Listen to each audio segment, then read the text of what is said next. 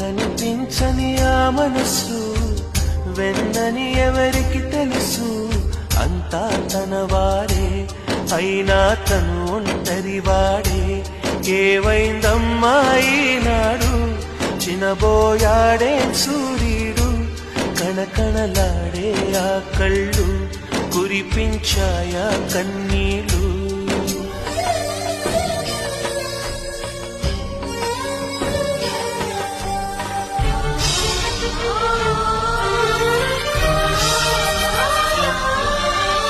గుడిని దేవుడిని విడదీసే ఈ విపరీతం, ప్రాణానికి దేహానికి కలహం పెట్టే పంతం.